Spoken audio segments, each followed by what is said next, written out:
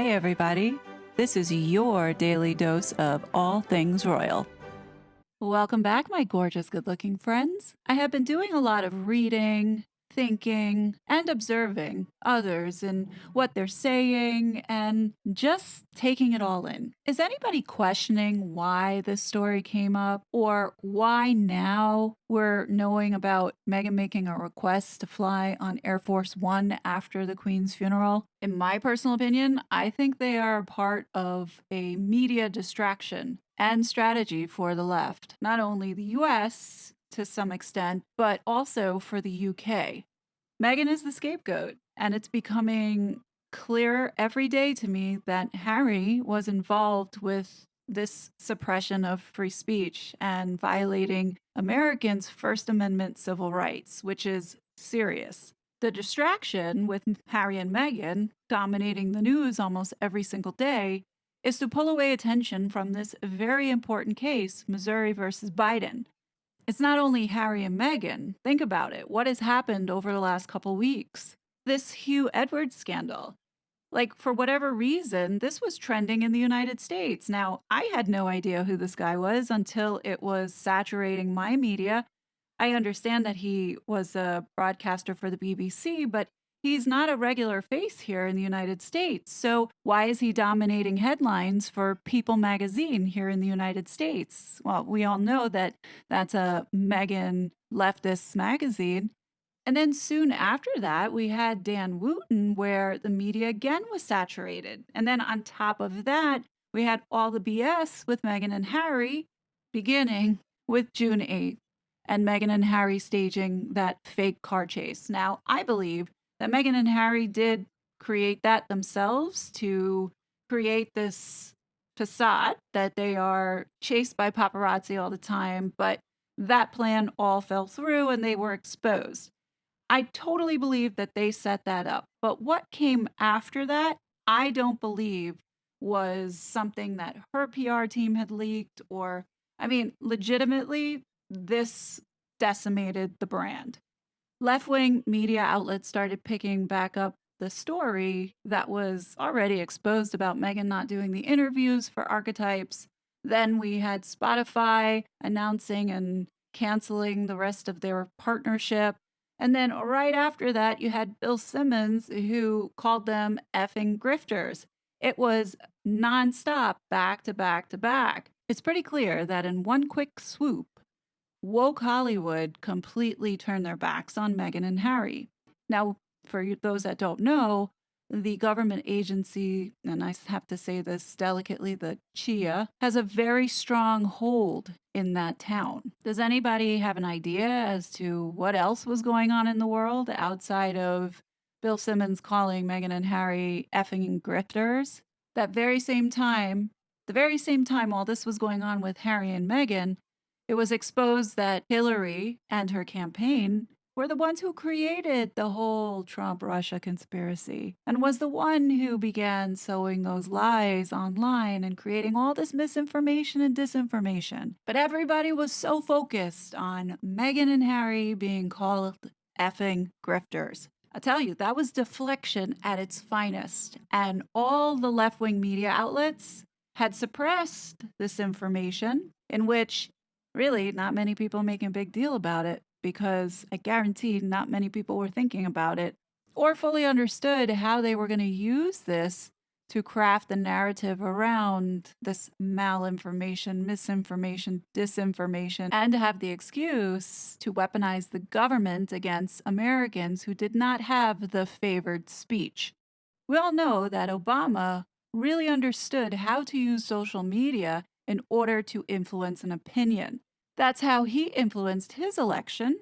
After Meghan and Harry got that ass kicking, they went ahead and released those photos for July 4th, showing the two alleged children. Now, I believe that that was all Meghan and Harry trying to get back some type of good PR. They literally were trying to salvage whatever that was left of their brand with doing this PR stunt. Now, with that heavy distraction, there was attention taken away from what was going on in the UK from a regulation perspective.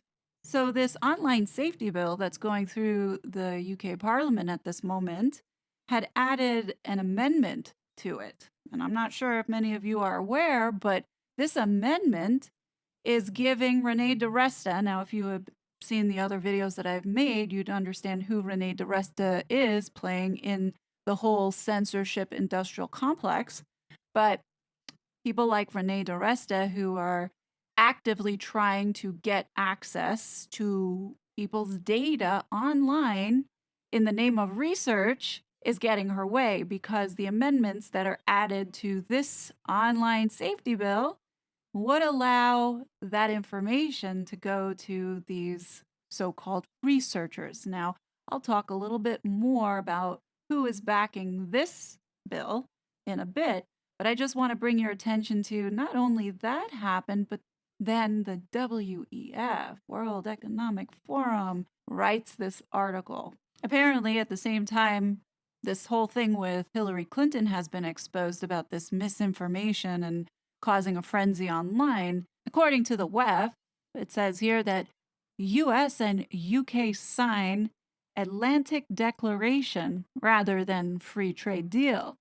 And they're saying that trade is part of a broad new deal between apparently the United States and the United Kingdom that will seek to bolster the country's cooperation on a number of issues. I'm sure it will. The Atlantic Declaration includes plans to strengthen US UK supply chains, boost mutual industrial investment, and develop advanced technologies like AI, quantum, and 5G and 6G.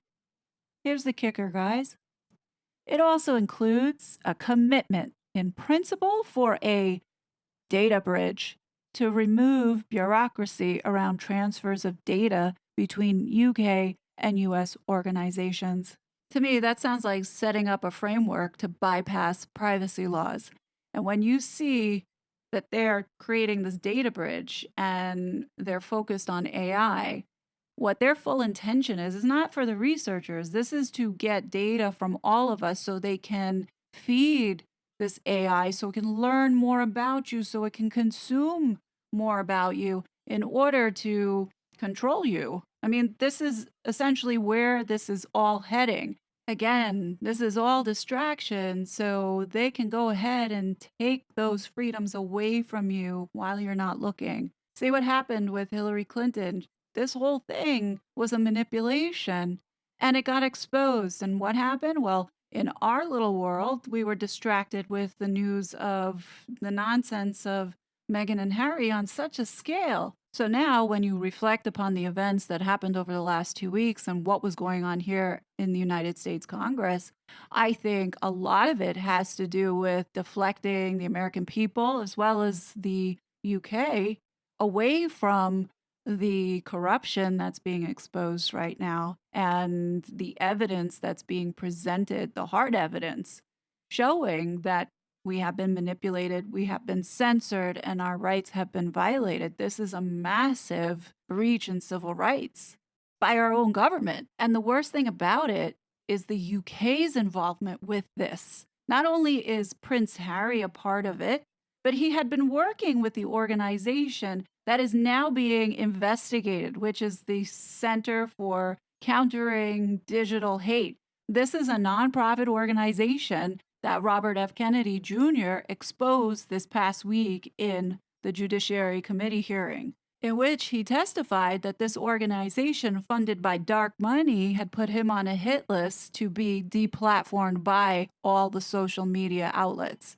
This is an organization that Prince Harry openly stated in his op-ed for Fast Company that he and Meghan had aligned with this company on the campaign that this organization created, Stop the Hate for Profit, which was designed to change online policies and reform the digital landscape surrounding speech, aka censorship. For all the folks in the UK, just so you know that this was the organization that also had been lobbying and advocating that this amendment to the online safety bill, this organization and the CEO, Imran Ahmed, is over here not appearing to pay taxes as there's no returns loaded for year 2021, 2022. Who knows? Maybe there's a backlog, but I think the backlog is over. Could be another looking the other way Hunter Biden situation, but that's just my opinion, which is constitutionally protected speech. In an article about Meghan Markle that was found online by the Daily Empress on YouTube, titled How Meghan Became the Most Trolled Person in the World, Imran Ahmed goes on record to say, Ahmed is the CEO of the Center for Countering Digital Hate, an NGO that is part of the coalition Stop Hate for Profit, which Harry shouts out in his op-ed. Social media is part of the attention economy. He says, it may have started with the intention of connecting people, but it's now a machine to keep us on those platforms as long as possible. Why? Because, for example, at Facebook, 98% of all their money comes from advertising. We're not the customers, we're the product, and we're packaged and sold to advertisers who are looking for the eyeballs to keep scrolling as adverts are served to us. And what is catnip to the human eyeball? Controversy, says Ahmed. Don't Meghan and Harry know a thing or two about controversy? What's interesting is these words, I feel like Meghan regurgitated these very same words in an interview of hers, I think with Fortune. So this UK foreign influence, Imran Ahmed, who got Bobby Kennedy Jr. deplatformed, wants to tell us how we should think. So he says, basically, we need other people to tell us not to be bad. Without that, well, we can't be trusted. It's validating to have people tell you you're right in holding your opinions, even if they're highly offensive, says Ahmed. What I find really interesting about the communities of trolls is when looking inside them, you see the humanity, the damage, the hope, the aspirations, the desire for community, and the desire for love and to feel accepted, all used to such malignant ends. He points to the abuse directed at Meghan Markle as a textbook case. Is it me, or does this guy look like he got bullied a lot on the playground as a kid? This is textbook example of what totalitarian looks like. So understand there are people out there who legitimately feel like they are the ones to tell you that your opinion is right or wrong. And now that we're seeing all these lies being exposed as a result of these hearings, and thank God, I mean, Elon Musk really did save the United States and free speech, because had he not bought Twitter, we wouldn't have seen all the communication back and forth with the government putting pressure on the social media companies to censor conservative American speech, or not even conservative Americans, Americans who had opinions on the agendas that were being pushed that just didn't feel right. Now, we can't cry over spilled milk, and I'm not going to talk about the whole pandemic, but I want everybody to open their eyes and recognize that if we do not stop this, if we do not speak up, which means we need to make noise about Prince Harry, he needs to be investigated. And I'm going to say this every single video. Prince Harry was actively undermining our democracy as a foreign agent and should be held accountable. He should be investigated, and if found guilty, prosecuted and jailed. And thanks to the Duchess of Narcissus, who has kept troves of hard evidence, here is an example of Archwell fully being in line with the Center for Countering Digital Hate. Apparently, Bandana Diane was the one who had retweeted the communication from this organization. So many of you who have been canceled on Twitter as well as on YouTube, you can guess as to what was happening to all of us. Yeah, I think an investigation is warranted. Don't you guys think so?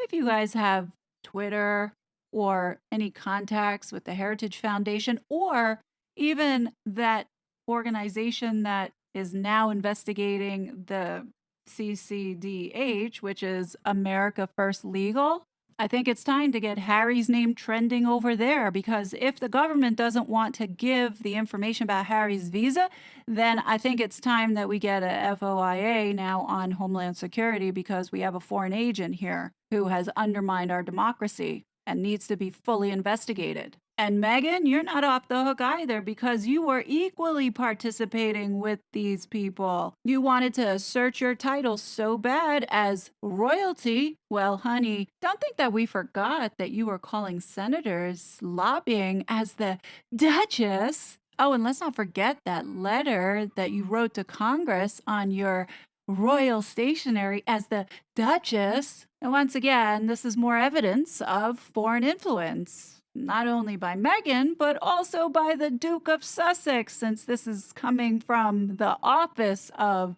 the Duke and Duchess of Sussex. Let's see how much weight these royal titles have on our democracy. Now, this is just my opinion, but all these puff pieces that are coming out about Harry going off to Africa and doing charity work, as well as leaving the United States because it's not for him, I think he's getting scared, and I think that he's going to skip town the first chance that he gets, because this is unraveling at such a quick pace. Don't be surprised if we see more of these ridiculous puff pieces, and random ones too, just to suppress the other stuff that's going to be coming out. Keep your eyes out, guys. The dam has broken with this Missouri versus Biden case.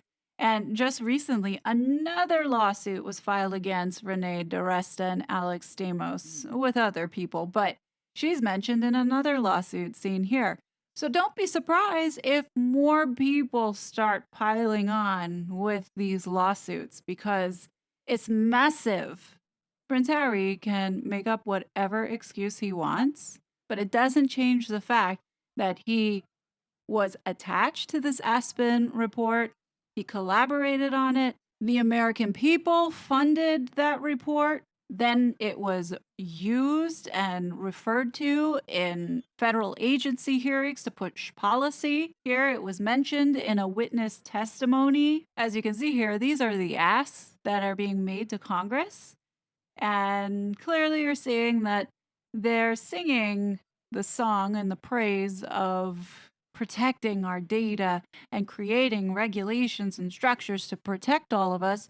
But when you look at this report, it ties right back to the Aspen Institute's report with the very same people who are now being sued. Harry's report is also being used in government RFIs surrounding technology and data around biometrics. I don't know about you, but I don't want the private sector coming up with an RFI for the government in taking biometrics and DNA stuff. Not with this government. Oh, yeah, and Harry's report made it across the pond to the EU and affecting your internet governance and digital citizenship. As you can see here, the European Committee of the Regions is developing a handbook. And in this handbook, reference, you guessed it, the 2021 Commission on Information Disorder Final Report by Prince Harry. Oh, and of course, Canada. Justin Trudeau obviously is on board with Harry's report. Oh, and it's referenced all throughout this document. So many of you have asked me, what is the end goal to all of this? It's quite simple. It's all about control. And what people are failing to understand is that the UN is tightly aligning with the WEF, because it ultimately is the control of these very few people. This policy that they are trying to get together in this framework, it supposedly outlines how to combat online myths and disinformation and hate speech, including through, and the biggest thing is this demonetization. And what they're trying to do is anybody who is not in line or using the preferred speech, they want to penalize you and make you conform by taking away any type of earning that you can make. Essentially, it's pure control. The policy brief that they had created, called Information Integrity on Digital Platforms, is supposedly there to help develop an online code of conduct that the UN plans to unveil during its Summit of the Future in 2024. Oh, yay. And calls for the demonetization and suppressing the spread of what it considers mis and disinformation and so-called hate speech.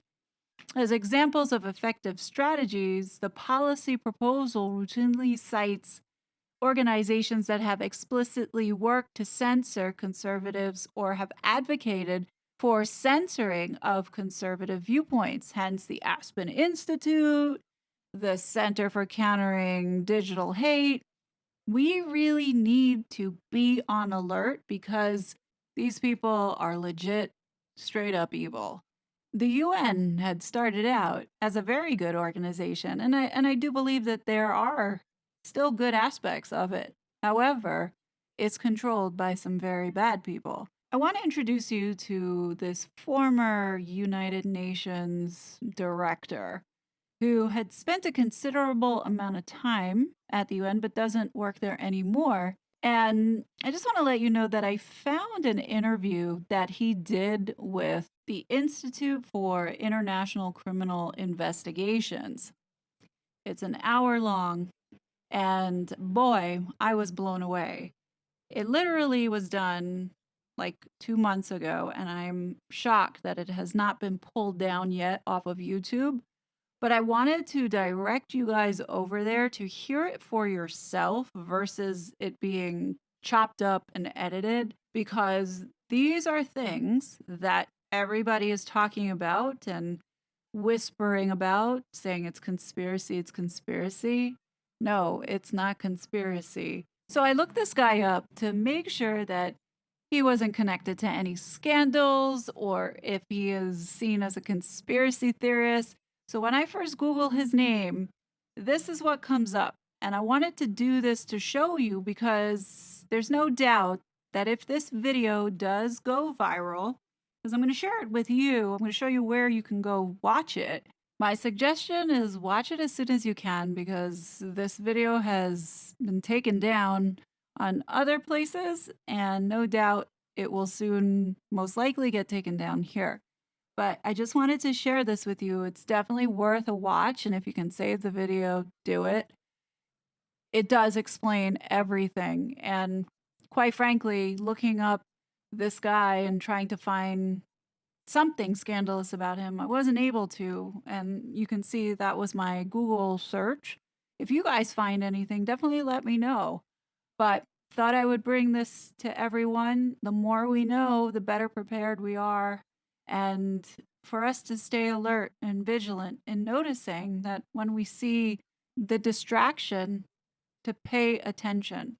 It's some really scary times, but from the Bible, I say, the Lord is on my side and I will not fear. What can man do to me? This is the attitude you have to have. You cannot be afraid. You have God on your side. He will not let you down.